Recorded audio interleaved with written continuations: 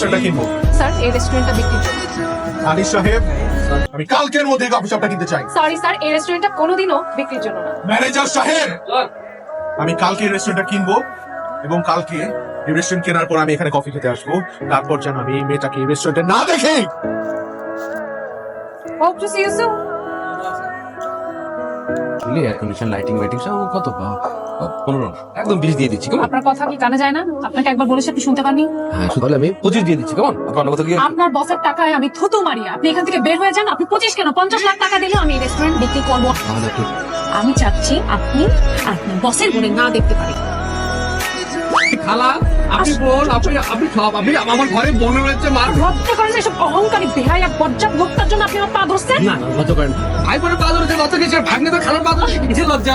আপনি কি লাগে আপনি নিজে এটা ঠিক করে রাখবেন। বাবা চাচা আপনার বসকে বল আমি তন্দ্রা টাকা দিয়ে